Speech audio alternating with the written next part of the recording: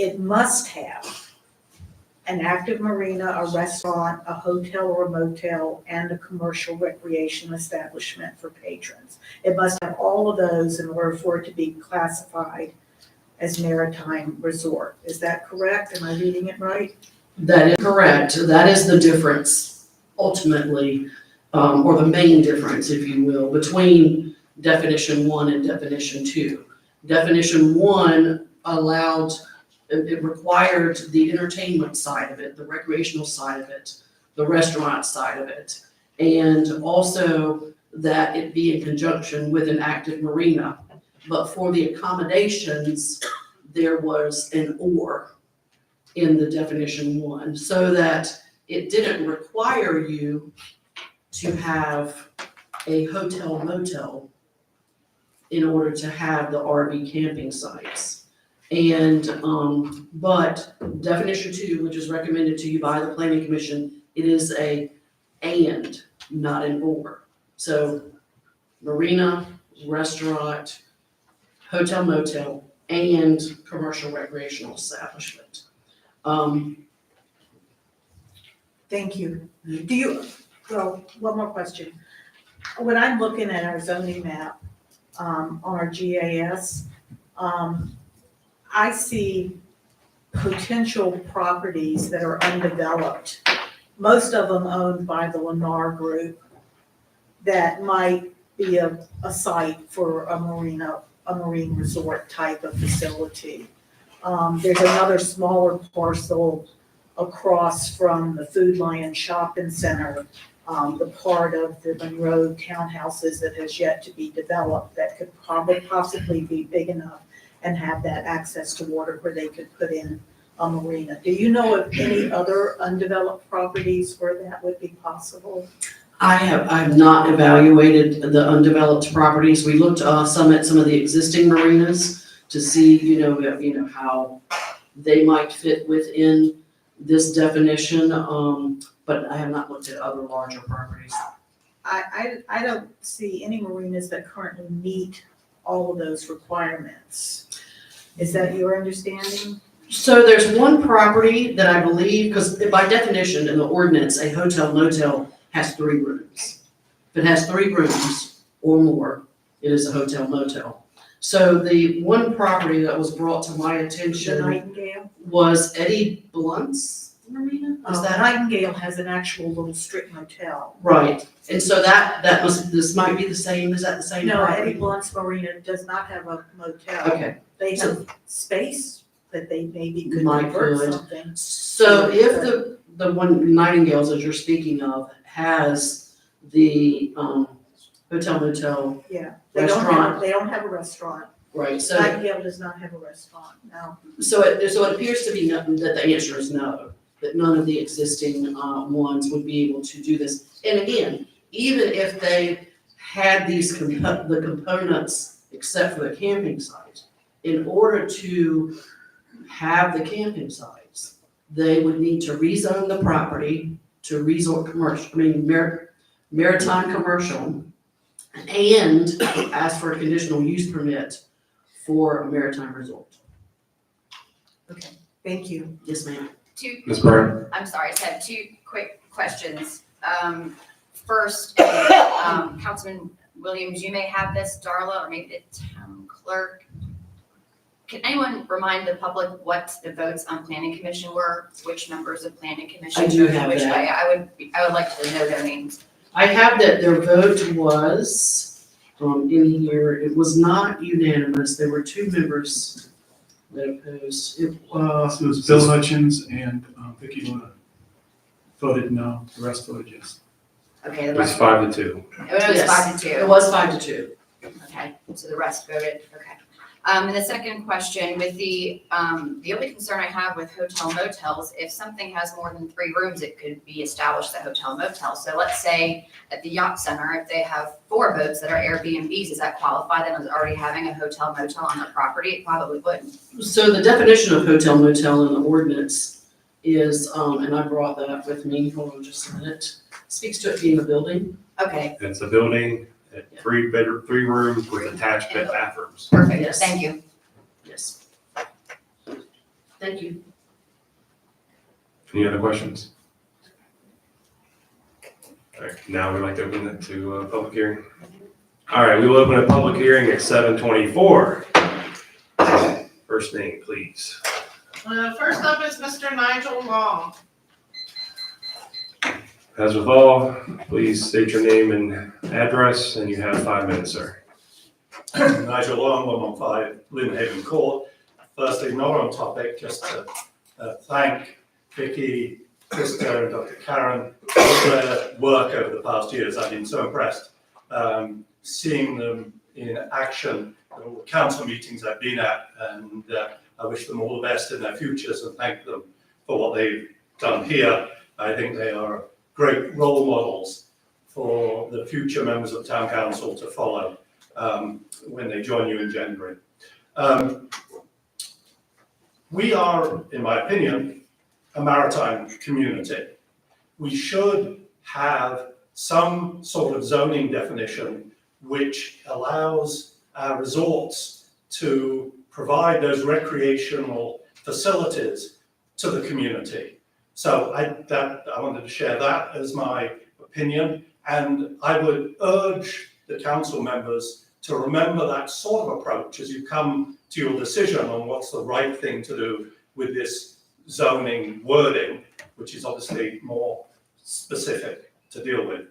The other point I wanted to dwell on, and another point I wanted to dwell on, was the one already mentioned, that should you pass this in this wording or any amended wording that you might all suggest, a conditional use permit would be required, as was mentioned, for any establishment that wanted to go through with this. That I assume, and you need professional advice on this, that the conditional use permit could determine how many RVs were on the site, if RVs are the controversial part of this.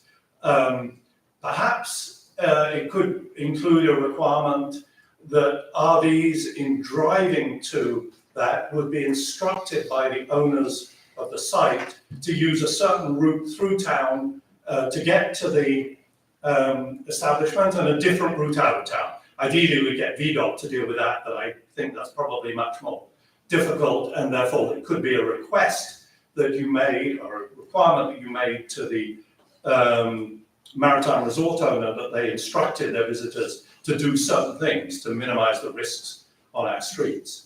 I assume the conditional use permit could also stipulate the size of RVs that were allowed on the sites that were being approved.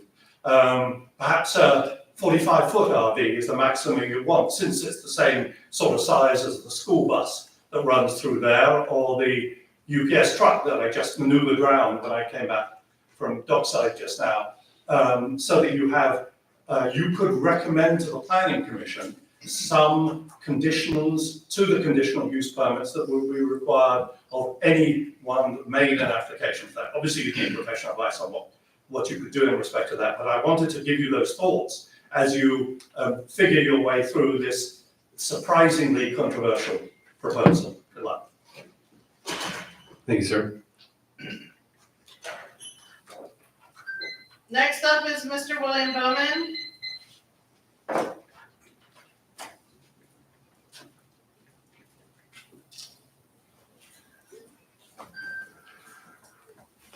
Good evening, sir. You have 5 minutes. Thank you. My name is William Bowman. I belong to the Boathouse Marina on Robin Grove Lane. We do a full-service boat marina service system. We stay open 12 months out the year. I have usually from 4 to 8 employees that I keep busy all year long. We stay busy enough, and I have no room to worry about having RVs come and camp at my place. So I have no dog in this hunt. I have no interest in an RV. I think of a couple things. If Kyle wants to have a RV park, trailer park, whatever you want, that's his choice. It's not gonna bother me. Secondly, I look at the thing when I came to this town in the late 90s, we had a trailer park that had been here since probably the Mayflower hit Plymouth Rock. And it probably had similar criteria to begin with. And it had fallen on hard times. It was a trailer park. Plain and simple. The town council fought for a number of years to get rid of the trailer park. They finally were successful at getting in big point of contention of what to do with it afterwards. But they did not want trailer park there. Everybody needs to recognize the fact that once the door gets cracked, it's real easy to push it open. So next thing, oh, this one had to stay a little longer. This one was some reason or another. So you have to realize that what you all commit to is gonna open the door, and it just makes it just a little bit more. Oh, let them stay 60 days, or let them stay for the summer, or whatever. This is gonna be all you all's determination as to what and how to do with it. The main thing that I'm interested in is to leave the zoning alone for my marina. The zoning man you all had in here, he had his mind, and he, not here, but he had his mind, and he was not convincible that he was wrong. I just wanted to leave my marina alone, let me keep the zoning I've got so I can continue to do the work that I have on the books to do. I've tried to be a good neighbor to everybody here in town, and I think I've been reasonably accomplished at that. If you need any help, you can come see me, but let's look at where we're cracking the door open and where that might easily be pushed in. Only Kyle's is the only marina that I can really say that physically has land space to consider the trailers, motorhomes, whatever they want to bring in there. But they also got to consider that with the change, as I read it, they're going to have more and more to look at for the Chesapeake Bay Act. So you've got 100-foot back from water restrictions. You know, I mean, you can line them up right down the road, I guess. But this is something that's got to be considered for many ways. Now, bless Pete, if Kyle wants to do this, more power to it. But I don't see how my marina or even the other marinas have a dog in this fight.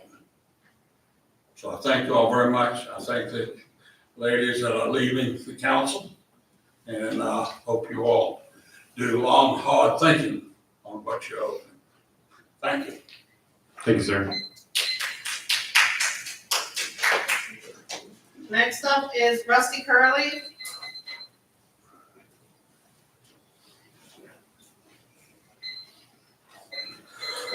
Rusty Curley, I live at 5501 Lafayette. I own 2 marinas in Colony Beach. I own a campground right inside of it.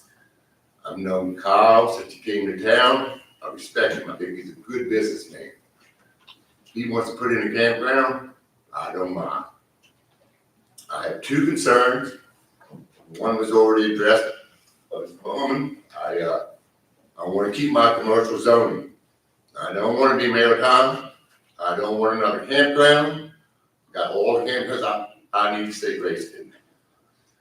My second one, I hate the thought of Monroe Bay Avenue or any of those waterfront roads being one way. As a marina owner, I want my people to go either way. They want to come into town.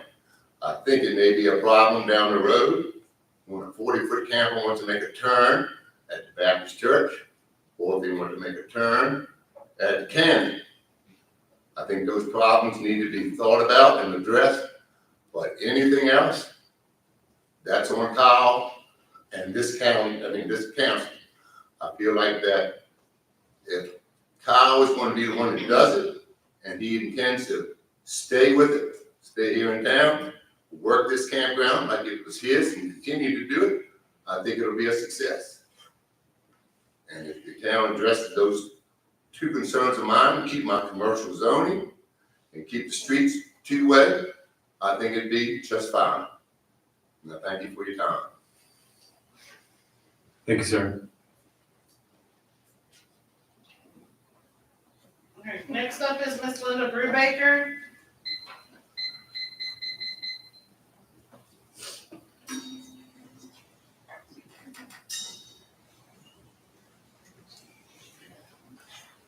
Welcome, Linda. Good evening, Vice Mayor and Council. I'm Linda Brubaker. I reside at 17 Lincoln Avenue here in the Beach.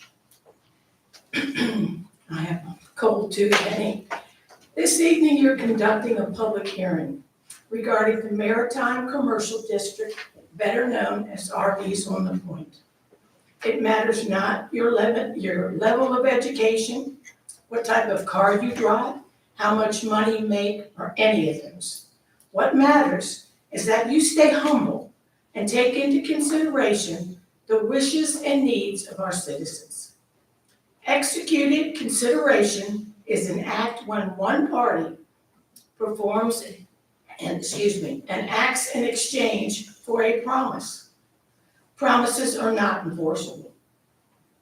Google tells us that stewardship is the act of taking care with responsibility. This council are the stewards and guardians of our town. Please vote carefully tonight and listen to your constituents that elected you. The consequences of your vote tonight will impact our lives for years to come. Better yet, postpone the vote and let the vote be taken with the new council. Thank you. Thank you, Linda. Next up is Mr. Bill Taylor. Good evening, Town Council, ladies and gentlemen, and folks at home. I'm here to talk a little bit about not my opinion, but my observation of driving through this town, Colonial Beach. I've noticed on several occasions, we don't think about too much about, let me get it here, overhead vegetation encroachment. When I'm talking about branches on the side of the street, left and right, or overhead. I'm also talking about low cable lines that sometimes often to droop. I have a CD antenna on the top of my truck. So if I get close to an encroachment area, my CD antenna will crack, and I know that I won't hit it with my truck. I can back up and reroute. So I don't know if these things are being taken into consideration when they go through the town. Also, heavy trucks or heavy vehicles, my empty truck is 33,000 pounds. And when I leave a route, I'm usually about 56,000 pounds. So to me, the vibrations by itself of rumbling through the grounds will vibrate the infrastructure. I notice there's a few leaks in our roads, not caused by my truck, but we have a lot of beer trucks and construction flatbeds coming through town. And I know in one town, particular in Pennsylvania, when I drove through there, they shut the whole interstate or the whole state route down through trucks because people's homes were being crumbled. The foundations and vibrations of these old homes were starting to and fall apart, so they restricted the trucks from those routes. And then finally, when I drive through town during osprey season, I make sure, I don't know every osprey nest in town, they put up quite a few last year, but I am observant of these osprey nests, and I don't blow my horn, I don't make a lot of noises to, interfere with their nesting process. So all I'm saying is this is an observation that that should be addressed and thought about as we go through this with the large RVs. And I hope you'll do what's best for our residents and our outgoing council members. Thank you for your service. No matter how long or how short you've been here, you've been a service to the town, and we're very grateful for that. Thank you. Thank you, Bill. Next up is Miss Lauren Adams.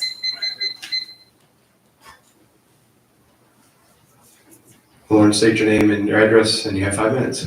Hello, my name is Lauren Adams. I live on 231 Ninth Street in town.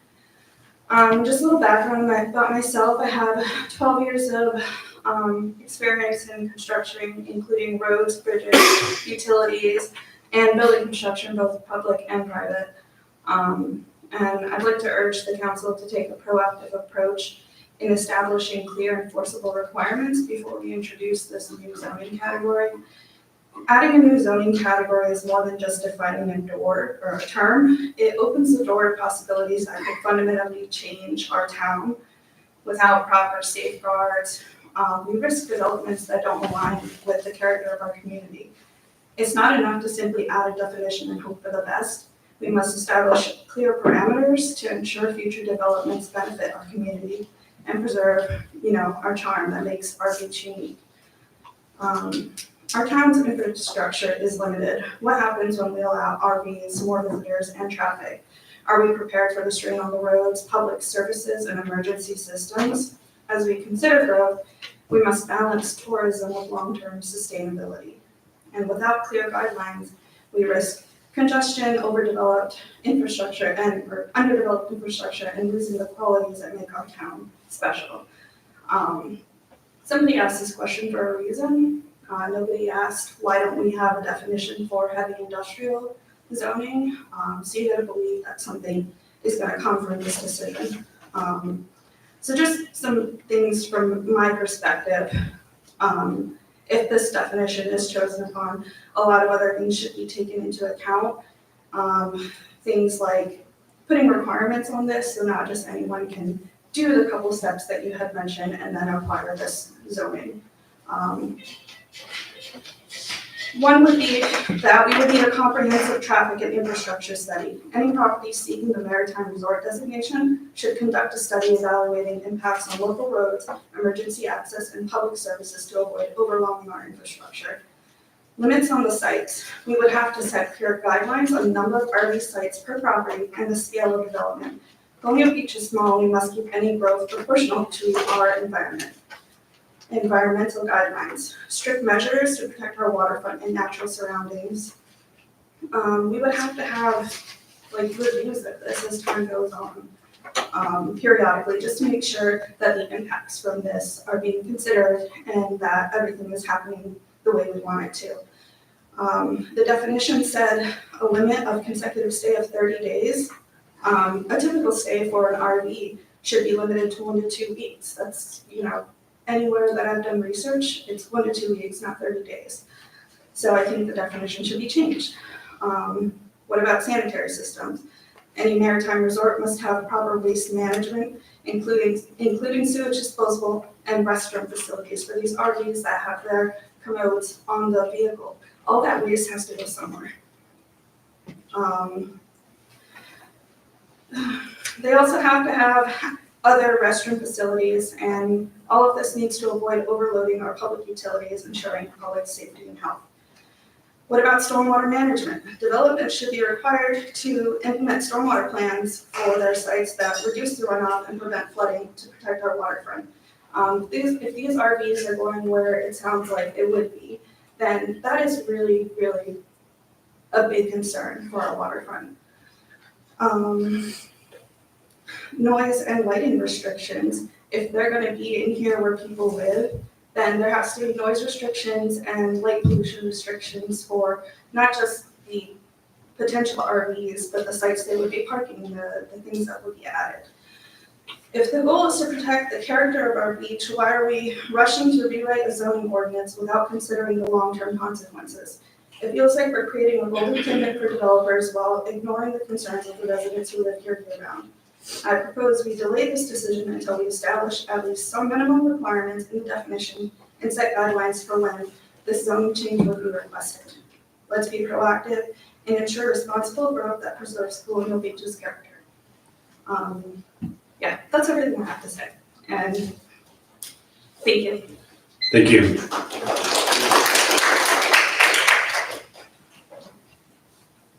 Great. Mr. Will Buckles? Hi again, Will Nichols, 204 Monroe Bay Avenue.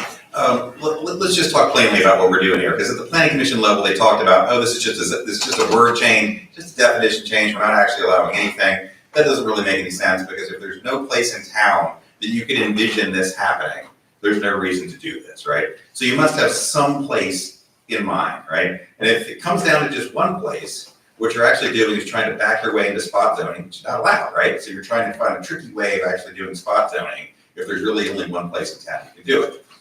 On a more general sense, the comment was about like, there's no places now that have all these other things currently in place. But when you're talking about zoning and planning, you're talking about future use. You're talking about somebody asking to be able to do all these things. So you would give somebody the permission to put all of these things in.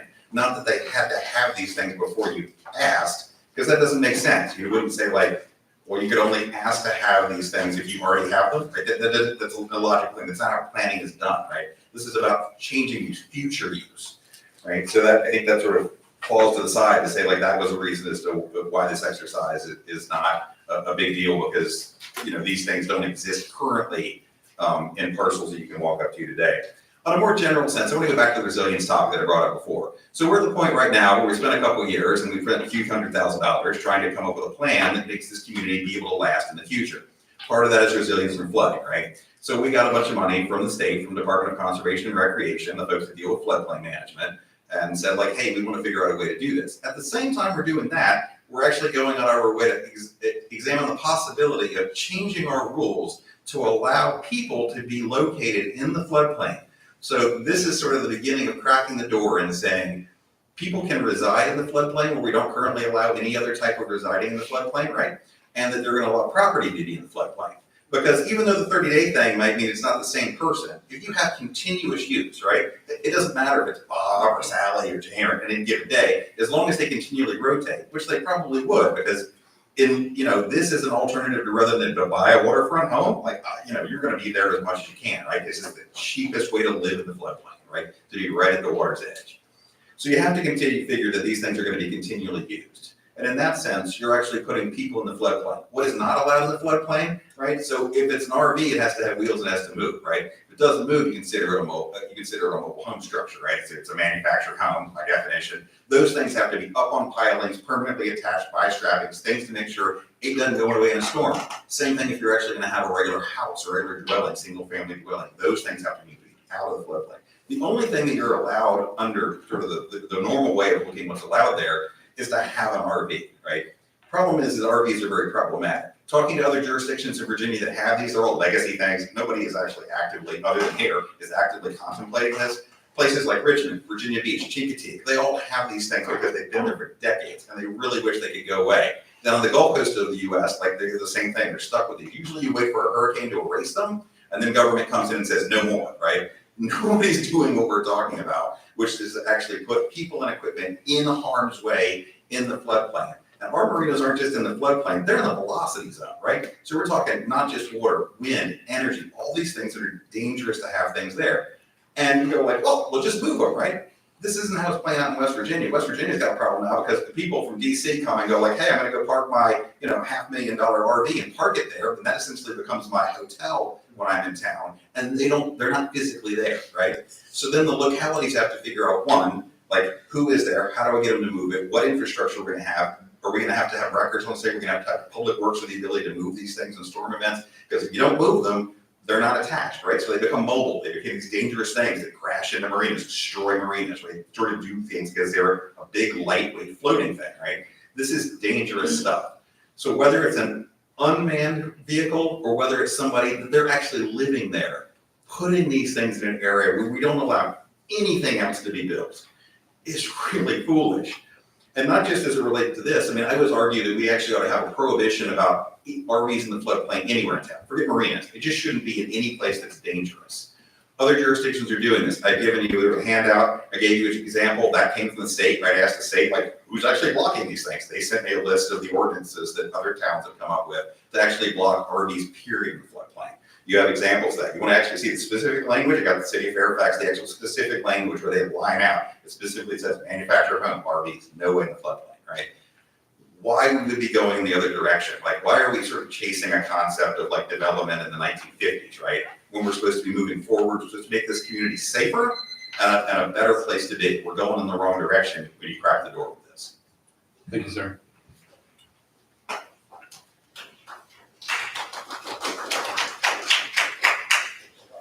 Alright, I have 14 emails and also Mr. Schicks also signed up, but I think he wants to wait till the very end. So do you want me to do the 14 emails? First, let me ask if there's anyone else in the audience that would like to speak on this before we get to the emails. Take that as a no. Okay. Alright, first one is from Miss Sandy Roheaver. She writes, yacht club expansion. Roads in Colonial Beach are in horrible shape, lots of potholes and rough areas. The roads are not wide enough. 2 cars have to yield to each other to pass. There's not enough room for campers to be able up and down the roads. It's dangerous if a child or adults are riding bicycles on the road as well. Sidewalks in town are atrocious. Some streets don't even have sidewalks, so where will anyone be able to walk with big campers going up and down these roads? What are the positives for the town if you approve this? More taxes? I can't think of anything positive for the homeowners or for the town. There are so many areas that need help: sewer, roads, sidewalks, buildings sitting empty, desperately needing health care, etc. That should be a priority. Please vote no for this request. Thank you for your consideration.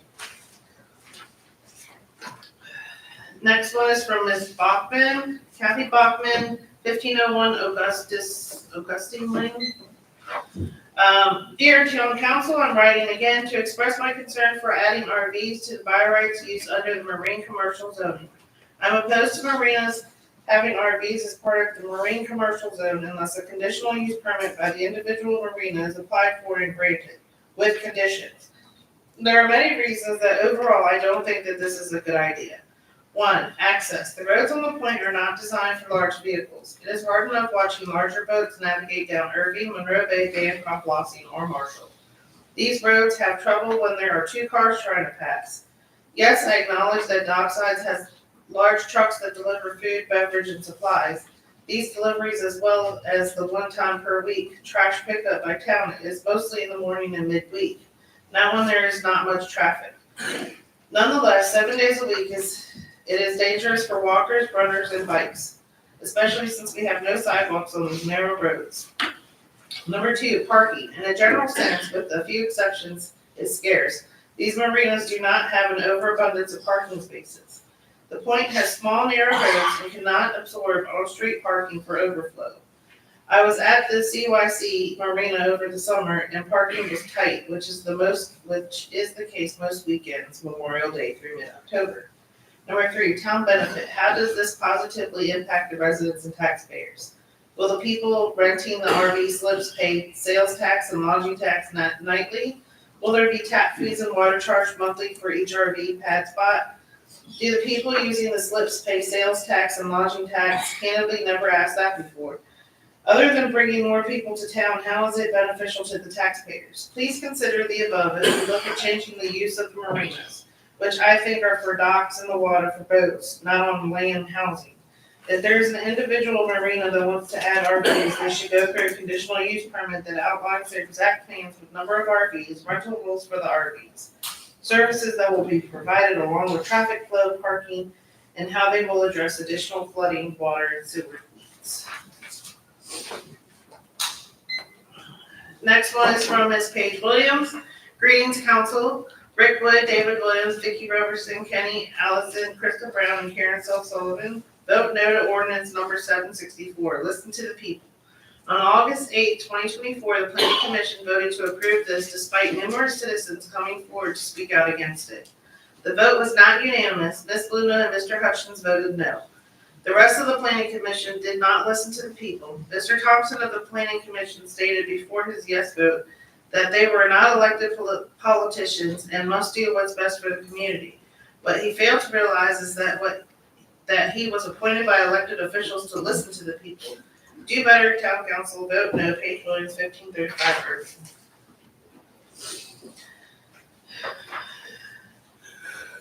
Next one's from Sarah Harover, 320 Lossing Avenue.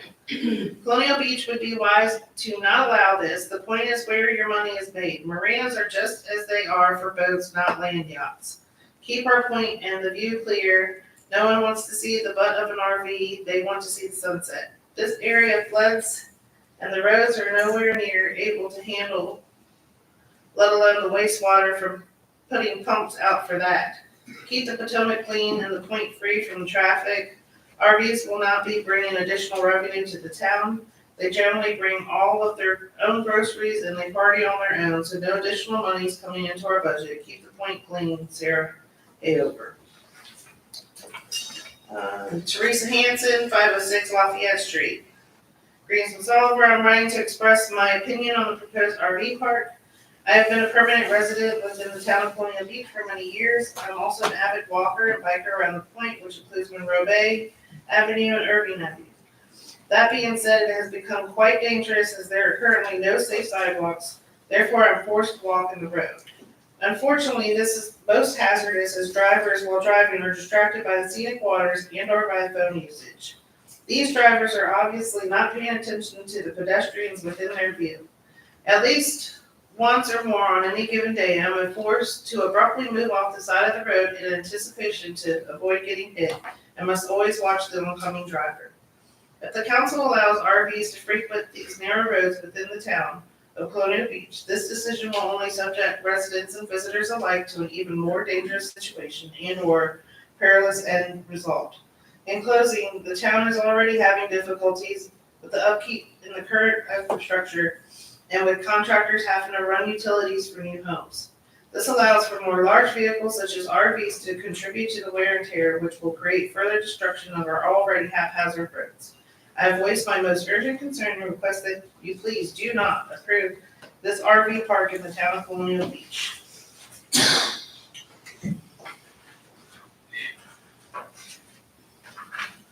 Alright. The next one is from Ms. Mary Ann Berry and Mr. Richard Berry, 120 Monroe Bay Avenue. They resubmitted a comment that they sent to the Planning Commission on August 8th. It says, please accept this as to our concerns regarding a proposal for marinas along Monroe Bay Avenue to allow RV parking. On any given day, if you were to set along Monroe Bay Avenue, you'd see a variety of vehicle and pedestrian traffic. Large 18-wheelers, delivery trucks, pickups, pulling trailers, school buses, autos, golf carts, motorcycles, bicycles, people walking, parents pushing baby strollers, etc. Point, it's dicey enough along Monroe Bay Avenue. Adding RV traffic to the mix will only add to the dangers along this already busy road. In fact, the few RVs we saw on July 4th weekend proved in our minds that there is no way any reasonable person would allow RVs to use the streets of Colonial Beach on a regular basis. It would seem only the marinas would benefit from the approval of this proposal, certainly not the town residents. Typically, RVers are self-contained, they eat at the RV, they don't shop because they bring everything within their RV. We see no significant benefit to the town business community, but would only add to the congestion and dangers of owned roadways. We are totally against RVs being added to commercial classification. The accident with the truck and the golf cart should be a perfect example of why this change would not be in the best interest of the town.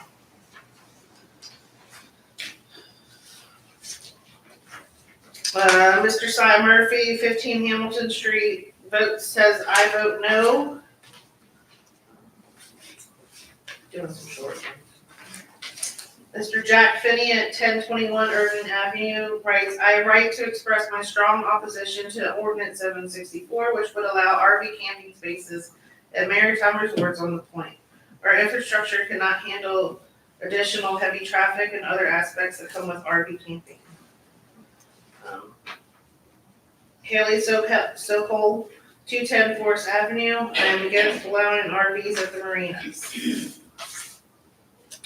Barbara Camp 211 Buenaventura Drive, Maritime Resort. I strongly oppose adding RVs to Maritime Resort. This is a golf cart community where many residents and guests enjoy riding bicycles and walking.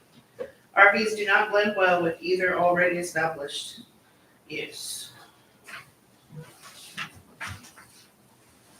Joyce Primer, 204 Bancroft, writes, I write to caution the council about the vote they are taking on defining allowable uses for the Marina Resort District that was previously approved for land along Monroe Bay in the Point area. They should vote no on the amendment. These are my reasons why.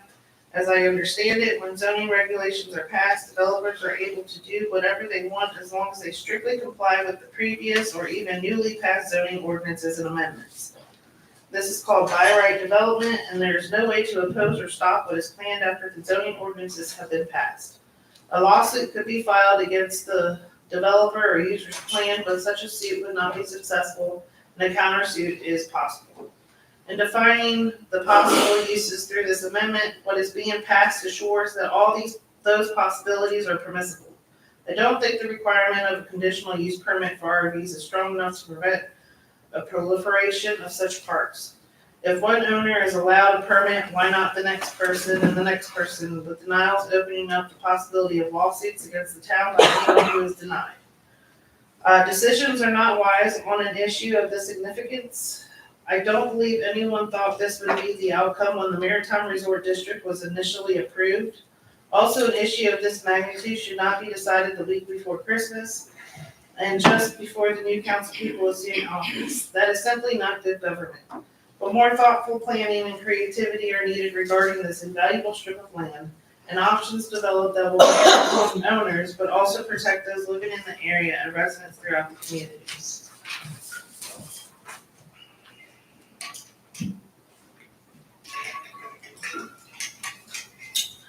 Mary D. Combs, 1313 Irving Avenue. Wow, a maritime resort in Colonial Beach, without or even with RVs sounds big and like an exciting place to visit. To say the least, this is false advertising. Folks would certainly be disappointed when they arrive at the Colonial Beach Maritime Resort because they will be expecting all the amenities of a resort. It's clear that insufficient thought has been put into this definition effort by the Planning Commission. I'm sure you have already heard many accurate and negative comments regarding improving a maritime resort, so I will not enumerate my thoughts in that regard.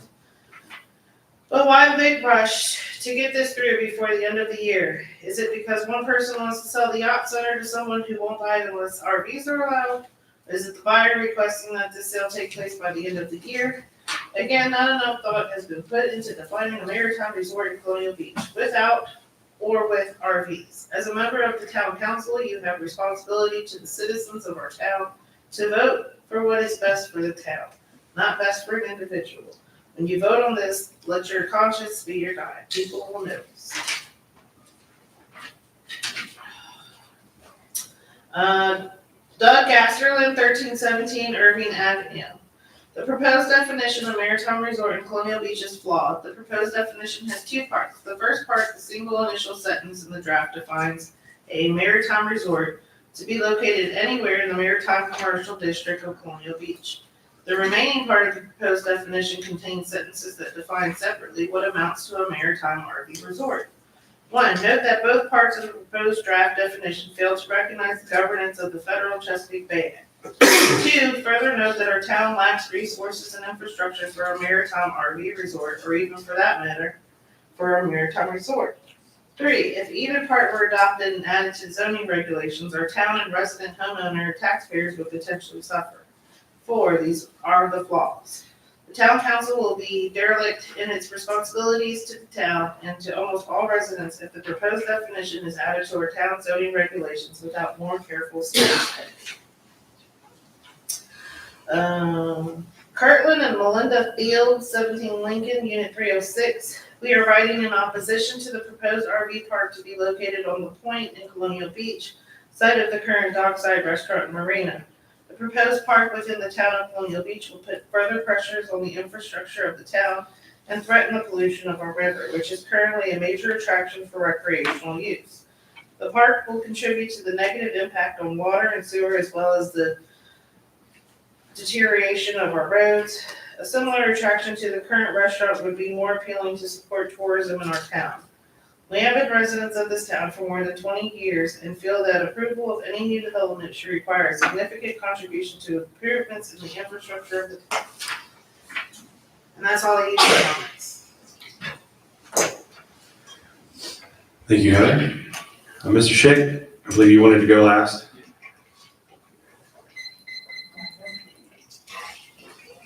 Please state your name, your address, and you have 5 minutes, sir. My name is Kyle Schick. I'm owner and operator of Colonial Beach Yacht Center located at 1787 Castlewood Drive in Virginia. I would like to thank you for the opportunity to come up here and talk to you about this situation. The addition of Maritime Resort, which I like option 1 myself, would to the definitions is something that's very important, not only to me, but I think also to the town. By the addition of this development, it gives marinas opportunities to increase their customer base for recreational vehicle families. As shown in the articles provided to the Planning Commission from Soundings Magazine, this is the way of the future for a lot of marinas. Ever since COVID, this has been something that has been changing, and actually it started after 9/11. Marinas already have the facilities to accommodate RVs, and this is something that has been a trend across the country.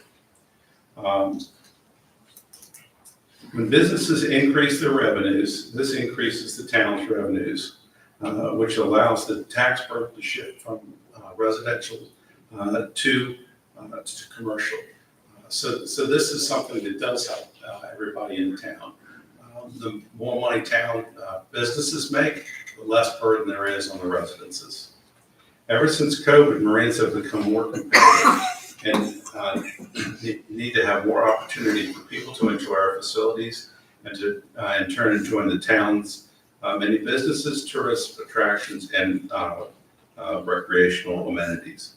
Also, by adding the definition to maritime commercial zone, it makes it attractive for marinas to move out of general commercial district into maritime commercial, which is something that's called for in the comprehensive plan. So this goes along with the plan the town already has. There's been large support for the definition to be included into the town ordinances. The Town Planning Commission, Chamber of Commerce, most of the other marinas, a large number of businesses within the town limits. I've provided that information to the Planning Commission that show near 100 residents and business owners support the definition to include recreational vehicles and spaces at marinas. Colonial Beach Yacht Center has a long history of already having RVs there. We're allowed 4 at this time, and we would like to expand on that. Other facilities have the opportunity, if they want to change their business model, to have 1, 4, 5 RVs, whatever it might be that their particular facility can hold. Campgrounds are already in our zoning ordinance. So people say they don't want RVs in town. Well, we already have the possibility to have RVs in town, just not in the commercial district, the commercial resort district. This gives an opportunity for the councils to show concern for businesses and their growth for the future. As a former member of Town Council, Planning Commission, and the Board of Zoning Appeals, I understand that this decision is not an easy one. Citizens' concerns may have validity and certainly will be addressed if marinas apply for a conditional use permit. To request the recreational vehicles to be part of their business plans. As you know, we've already discussed this. There's many steps to be taken. It's not something where you pass this definition, all of a sudden RVs start driving in.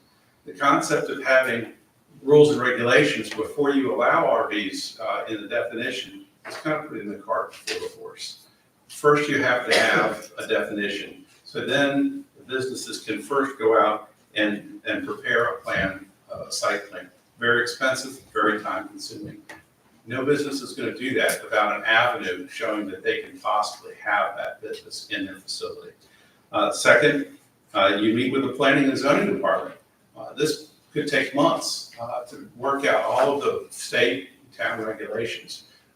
So we do protect the waterways. We do have infrastructure for water and sewer. And you advertise. Your time's up, sir. Okay. I just would like to say thank you again for the opportunity, and I just think that this would be a benefit to the health welfare to the community. Thank you. Thank you. All right, we are going to close public comment at 8:09. We'll now have council discussion.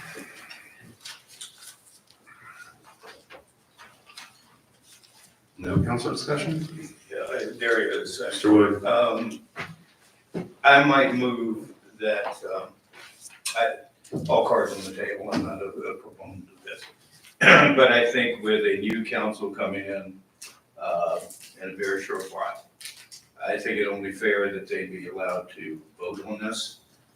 So I would propose that we push the vote on this until the next work session. I'll second.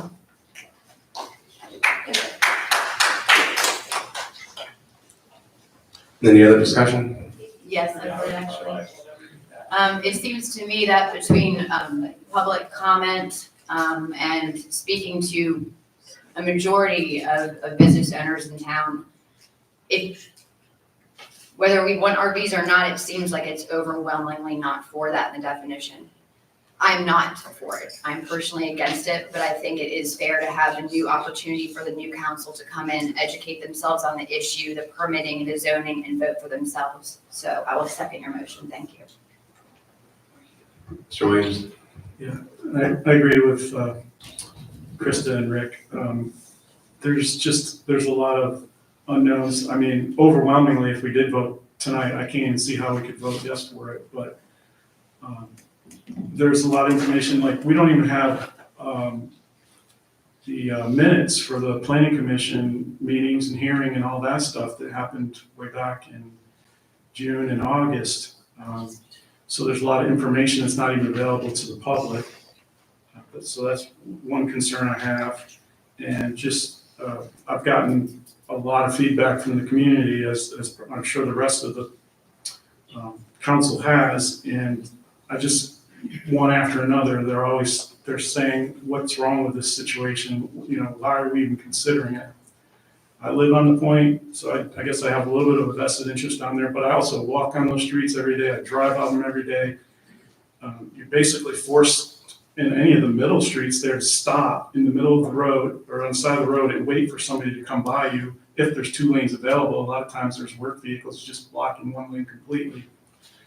Taking turns, I do have a boat that I pull around once in a while, and I have to really think it out very carefully where I even take that boat. I can't just take a sharp turn. You might lose your wheel, your trailer in a 2-foot ditch, turn in a sharp corner. So yeah, there's a lot of concerns I have, but I support and ready to vote when everybody else is done speaking. Dr. Sullivan? So, I won't be here to vote in January if it is indeed pushed, but I'd like to bring up the bigger concept. Because everybody's focusing on the point in Kyle's Marina. That's And not true. all the discussion has been about the point. It's all been about the point, about the narrow roads and the point. And I think the bigger question is, do we want to allow RV campgrounds in town? Because there are other places that might be better suited for them. And, you know, who knows what would happen, the Lennards could at any point in time sell off parcels of that land. I mean, they got the water right there across the street, you could do something like that there, they could acquire the land. So, I don't wanna vote Let me against our, interject just a little bit.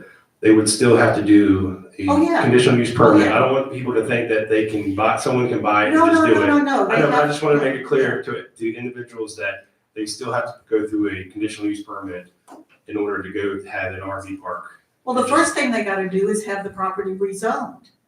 Because we have no maritime commercial zoning in town.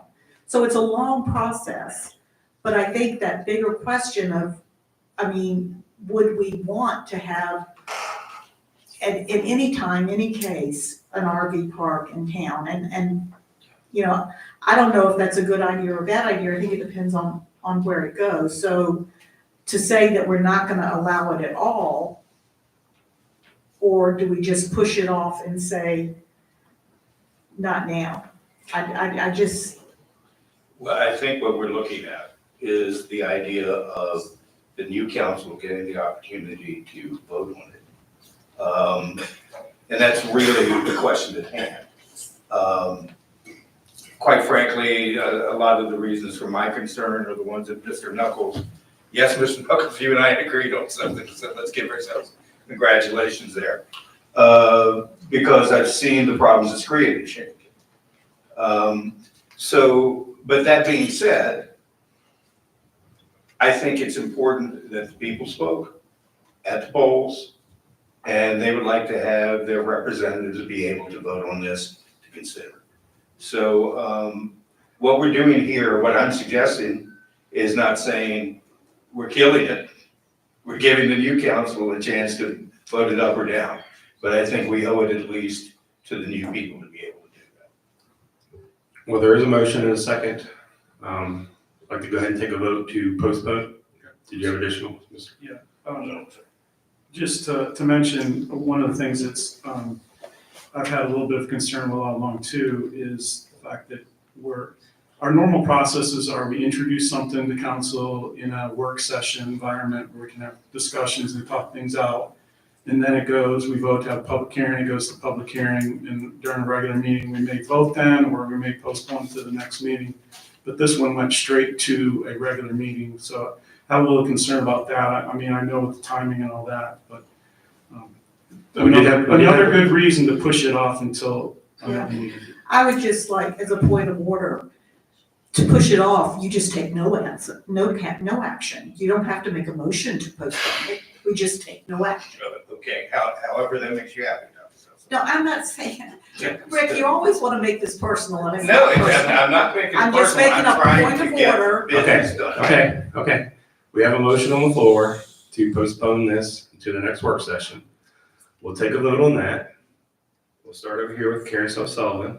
Wait, but point of order, is the motion to put it to the next work session or just to postpone it? Because I mean, we may not be ready for it. I mean, the next council may want to decide when they want to have the vote on. Would it be like a discussion, I guess, at the next work session? Is that what you're saying? It would continue to be a discussion. Okay. But Mr. Wood's recommendation was to postpone this to the next work session to the new council could be on board. Okay. Dr. Sullivan? I'm gonna abstain. I vote in support of postponing it till the next meeting.